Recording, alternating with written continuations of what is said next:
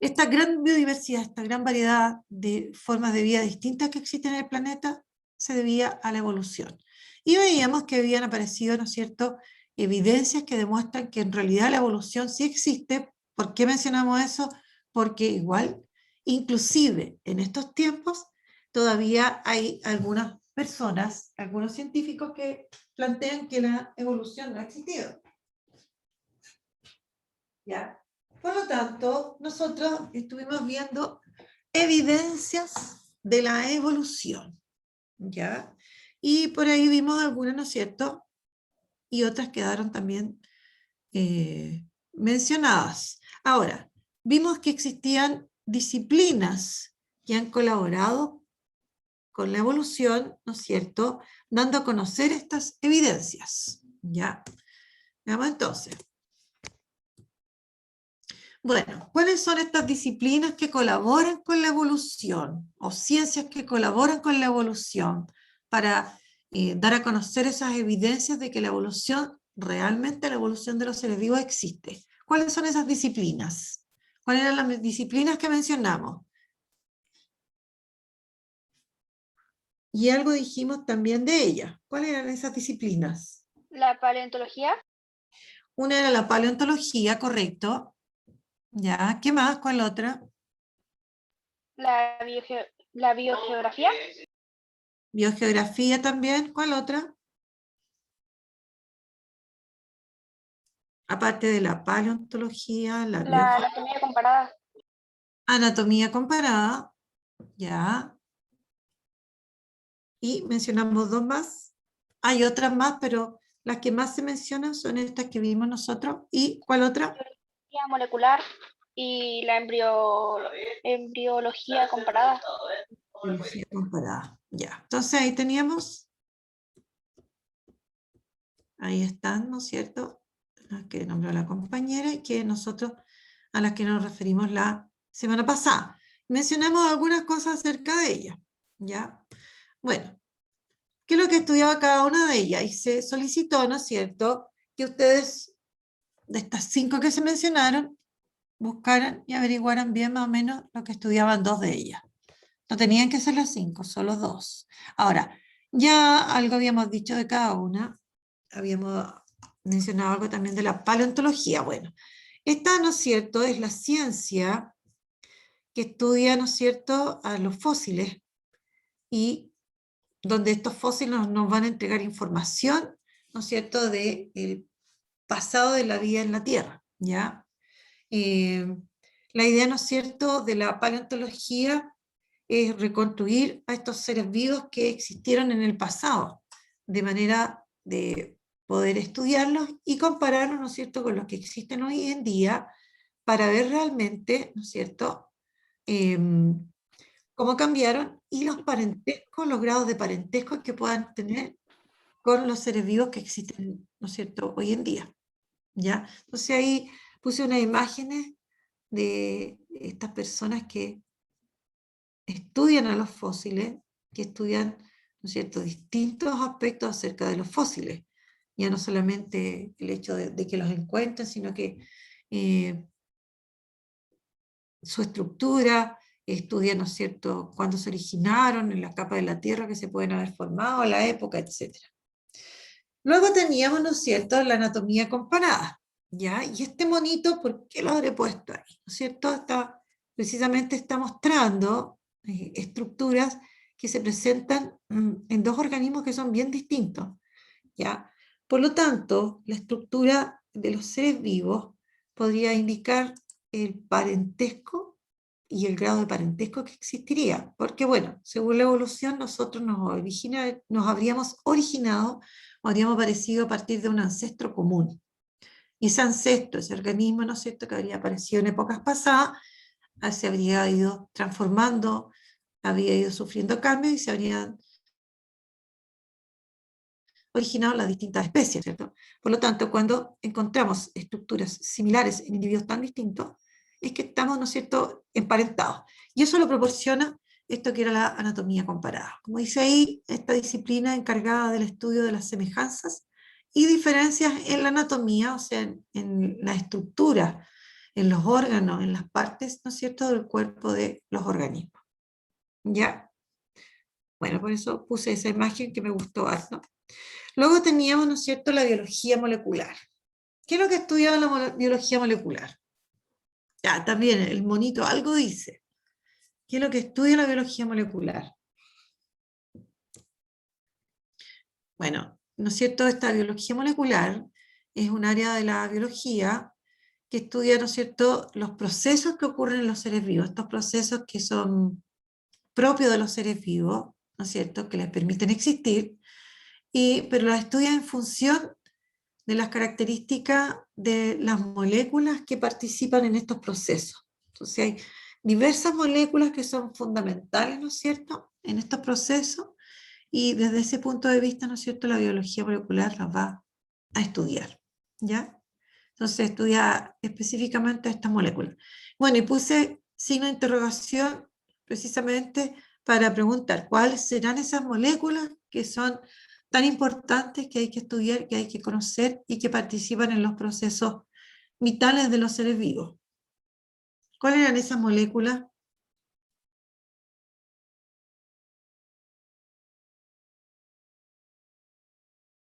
¿Qué molécula estudiará la biología molecular, por ejemplo?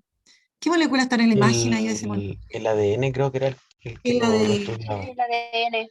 el ADN, otra pariente del ADN que se llama ARN, y también otras que se llaman proteínas. Esas son las principales moléculas. Eso no quiere decir que no hayan otras moléculas que se estudien también, pero esas son como las principales, ¿no es cierto?, que se estudian porque cumplen funciones muy, pero muy importantes en los seres vivos, ¿ya? Entonces, esta ciencia, la biología molecular, es una ciencia que no tiene tanto tiempo, porque se requieren tecnología y técnicas para poder estudiar las moléculas. Ustedes saben que nosotros, por ejemplo, bueno, las moléculas están hechas de átomos, no las podemos ver, ¿no es cierto? Entonces, hay técnicas que se han desarrollado que han permitido determinar su existencia, cómo son, cómo es su estructura y cómo participan, ¿no es cierto?, en estos procesos que son propios de los seres vivos, ¿ya?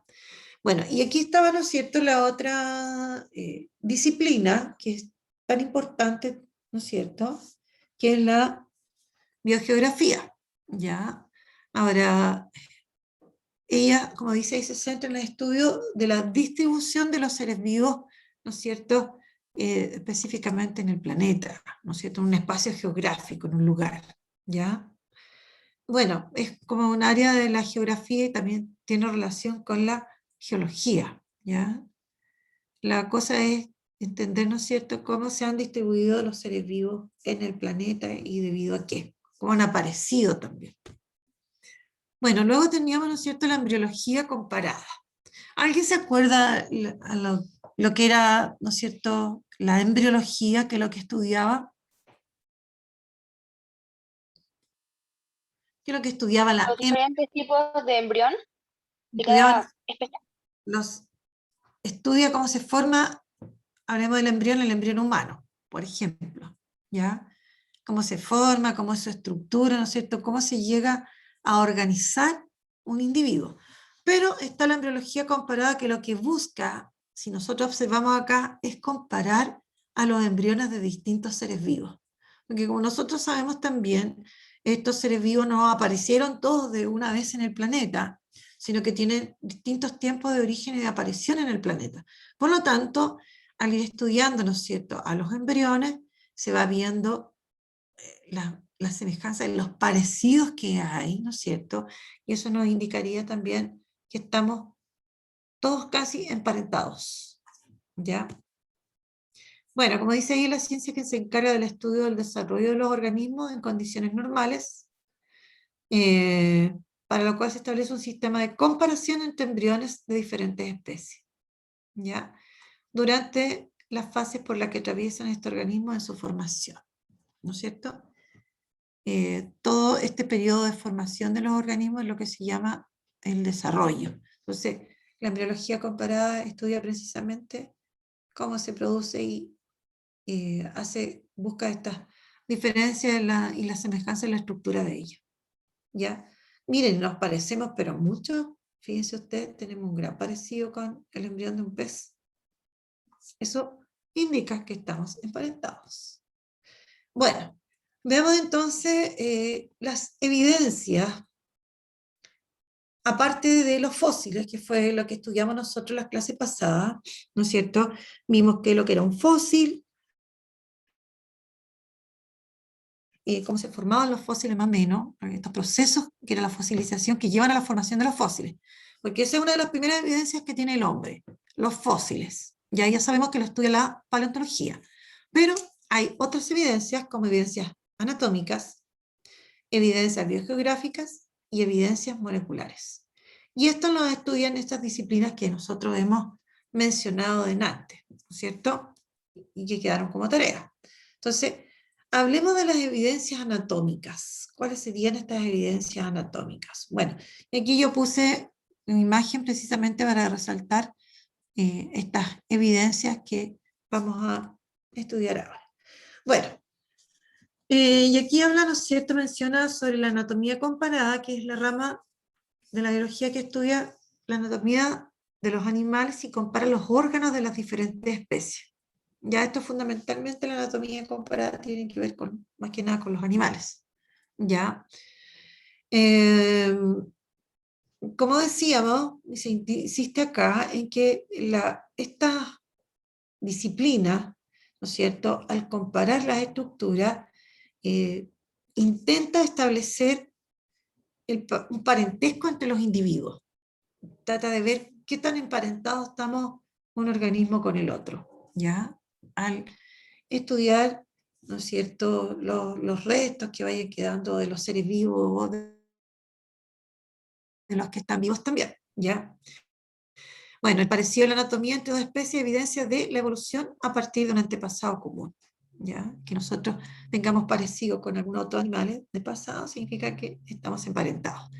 Y aquí aparecen, dentro de lo que es esta evidencia anatómica, dos conceptos que son sumamente importantes en esta disciplina, que son los llamados órganos homólogos y órganos análogos. ¿Ya? Entonces, veamos y hablemos de cada uno de ellos. Los llamados órganos homólogos. Y aquí hay imágenes de órganos que serían homólogos entre sí. ¿Ya? Si nosotros observamos, estamos con esto. Si nosotros observamos, esta es la aleta de un delfín, que es un mamífero, y la comparamos con el ala de un murciélago, ¿no es cierto? Y estudiamos su anatomía, cómo son, nos vamos a encontrar con que hay un parecido en la estructura de estos dos órganos. ¿Ya?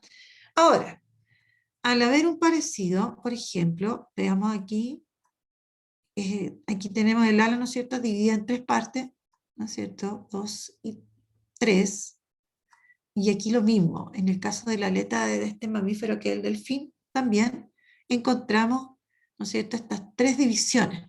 Entonces, ahora, en el caso de los órganos homólogos, entonces se caracterizan porque estructuralmente tienen un parecido, internamente son similares, ¿ya? Pero ellos pueden cumplir funciones que son distintas. En este caso, la aleta, ¿no es cierto?, le permite movimiento en el agua, permite, ¿no es cierto?, desplazarse en el agua.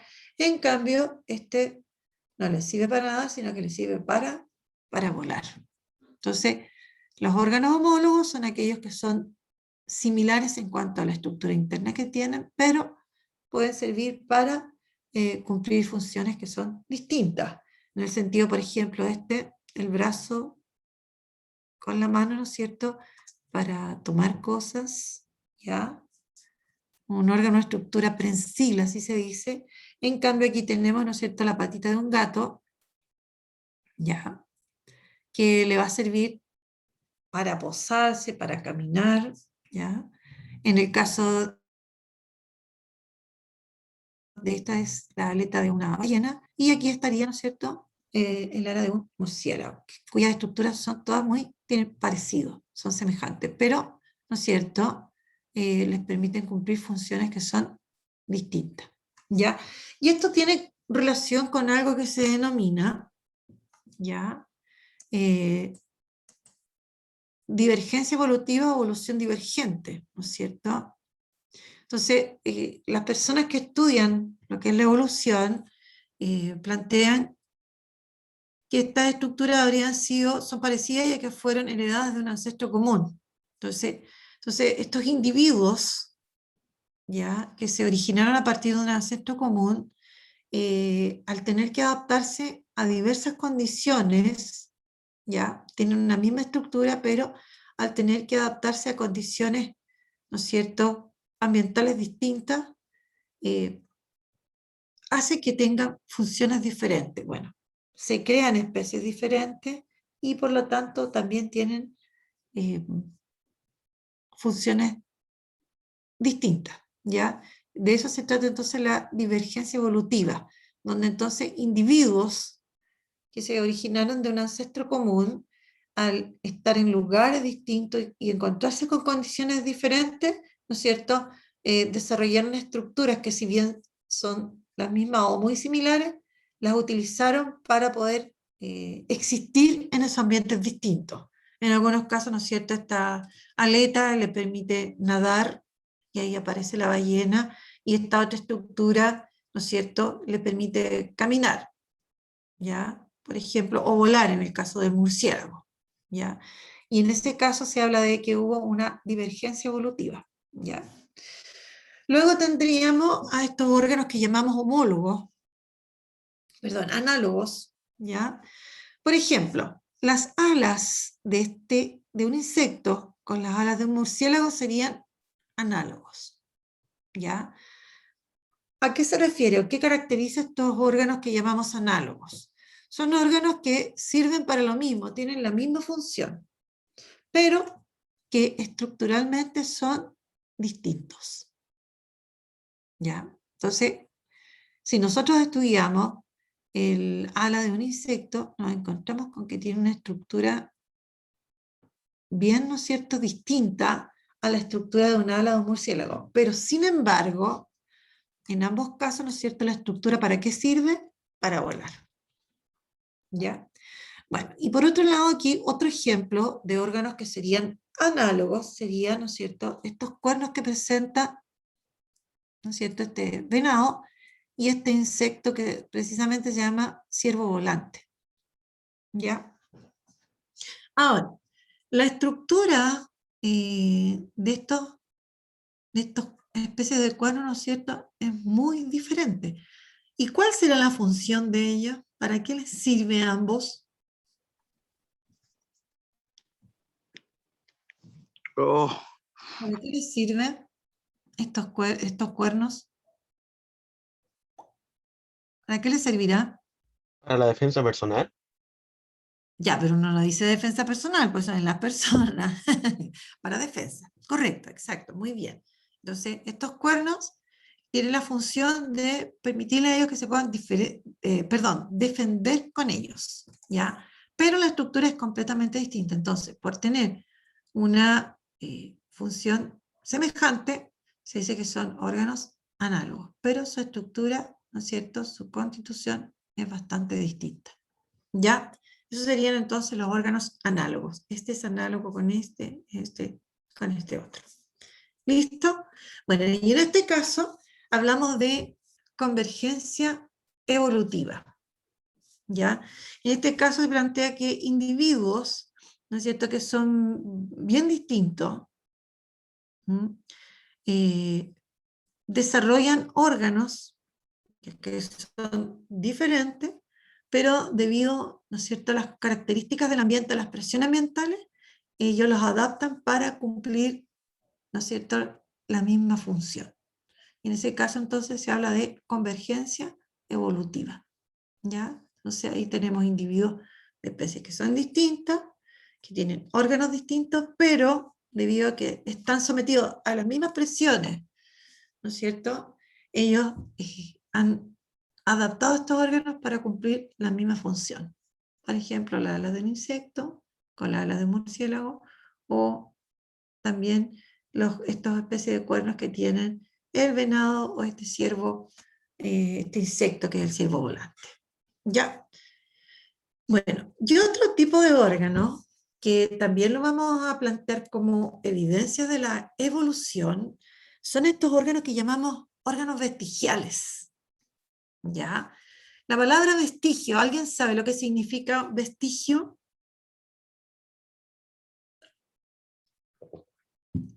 ¿Alguien sabe lo que significa vestigio? Yo no. ¿No? Ya, bueno, vestigio es como un resto. Cuando dice quedaron vestigios de, no sé, de un animal, quedaron vestigios de la vestimenta del individuo. Estoy inventando frases para que me entiendan lo que significa vestigio. Entonces aquí hablan de órganos vestigiales, considerando aquellos órganos en que la función original se ha ido perdiendo a través del tiempo, ¿ya? Y estos órganos además se pueden ir reduciendo, ya no se desaparecen por completo, sino que se reducen, y se reducen tanto que pierden, ¿no es cierto?, con el tiempo la función. Esos son los llamados órganos vestigiales. Y aquí yo puse, ¿no es cierto?, el ejemplo de un lagarto que tiene las patitas cortitas. Este lagarto, ¿no es cierto?, ahí dice de qué familia es. Nadan en la arena, ondulando el cuerpo. Entonces, estos tenían, ¿no es cierto?, unas extremidades mucho mayores que les permitían un mayor desplazamiento, pero ahora, ¿no es cierto?, casi como que se arrastran porque sus extremidades, sus patitas se han reducido, pero mucho, una gran cantidad. ¿Ya? Ahora, aquí tenemos otros ejemplos de, ¿no es cierto?, de órganos vestigiales, por ejemplo, en este cormorán de las Islas Galápagos. ¿Qué le pasó aquí a las alitas de este cormorán? ¿Se fueron Se achicando? fueron achicando y eso impide, ¿no es cierto?, que él pueda nadar, o sea, pueda nadar, pueda volar, perdón, pueda volar y, ¿no es cierto?, es como una suerte como de aleteos que pega, entonces está impedido de poder realizar la función del vuelo, ¿no es cierto?, debido a que sus alas se fueron, ¿no es cierto?, achicando, hipertrofiando y quedaron como vestigios de alas. Lo mismo pasa, ¿no es cierto?, con este otro animalito que es el kiwi, que es tan pequeñito, ¿no es cierto?, que sus alas se han reducido, por lo tanto él lo que hace es caminar, no puede volar. Por otro lado, ¿no es cierto?, está en el caso de un pez mexicano, el Astyanax, y, ¿no es cierto?, mexicanos, y la salamandra ciega, donde los ojos aquí también están como bajo la piel, ¿no es cierto?, no les permiten ver, ellos son ciegos, ¿ya? Se han reducido sus ojitos, han perdido la funcionalidad. Y en el caso del hombre, ¿qué órganos vestigial tenemos, chiquillos? A ver. ¿Cuál tenemos? No tenemos órganos vestigiales. Las piernas. ¿Cómo van a ser las piernas? Las piernas son funcionales en nosotros, pues. Ah, No, mentira. Sí. Ujú. no están atrofiadas. ¿Qué órganos o estructuras son vestigiales en nosotros? El pelo, Tampoco, pues el pelo no es vestigial. Lo usamos. Nos sirve para ¿El dedo proteger. meñique? ¿Del pie?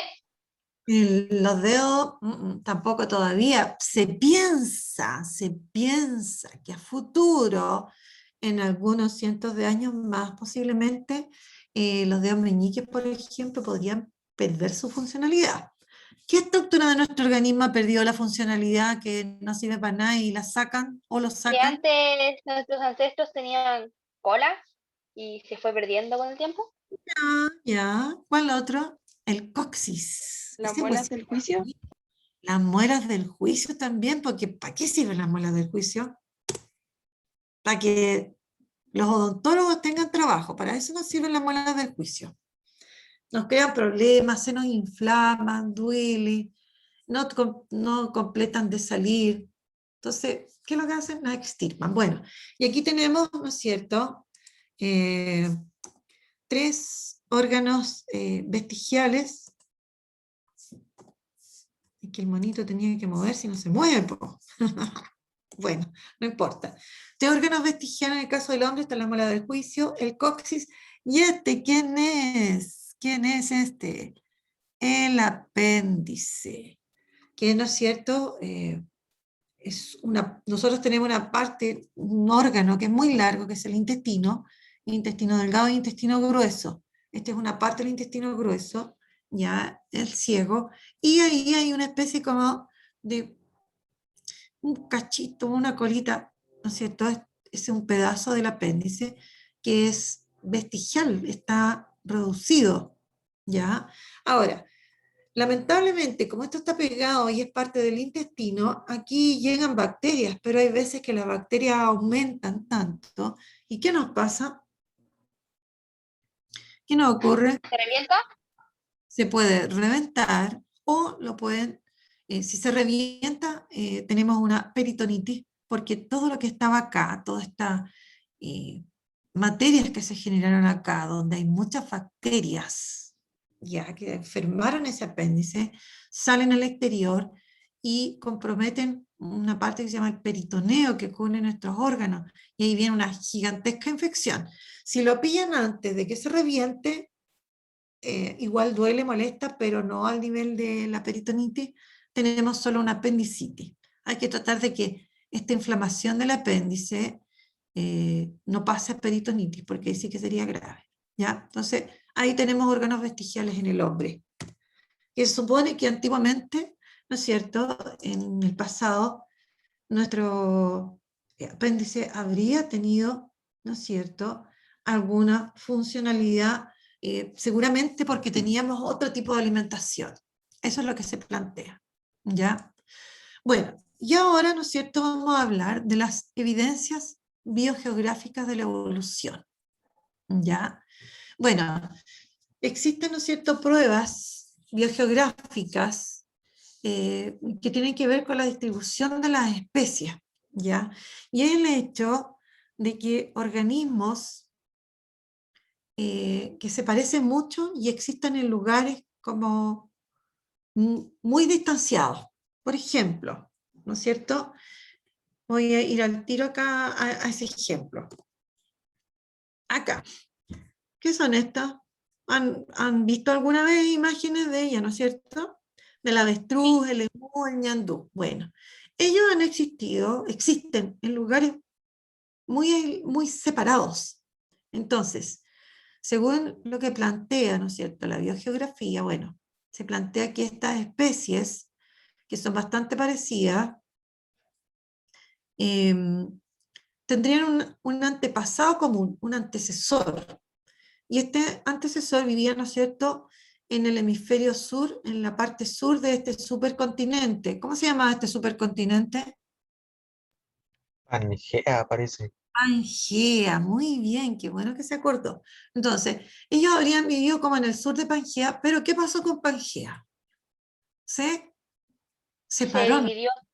Se dividió. Por lo tanto, estas especies que eran todas, venían todas de un antepasado, se separaron y las condiciones ambientales en cada uno de estos lugares, ¿no es cierto?, le dio ciertas características y de ahí aparecería el avestruz, ¿no es cierto?, que es africano, el emú australiano y el ñandú aquí en Sudamérica.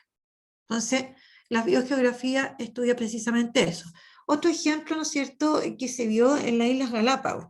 Yo ahí puse, como yo soy bien mala para la geografía, entonces yo cuando no sé algo voy y busco y pongo mapa. Entonces me imagino que los demás saben tan poca geografía como yo, entonces me ayudó. Y ahí están las Islas Galápagos, ¿ya? Y aquí se estudió a unas aves que son los pinzones, ¿ya? Entonces, todas estas especies, como dicen ahí, tienen el mismo tamaño, más o menos que oscila entre los 10 y 20 centímetros, pero son todos pinzones, pero se diferencian y se ven distintos, se diferencian en los picos. Ahora, ¿por qué? Porque como ellos quedaron separados en estas islas, en cada isla, ¿no es cierto?, se encuentran alimentos distintos, necesidades diferentes, y eso hizo que desarrollaran picos distintos. ¿ya? Entonces, esos picos se formaron de acuerdo a estas adaptaciones que fueron generando estas especies de acuerdo al alimento que predominaba en cada isla, ¿ya?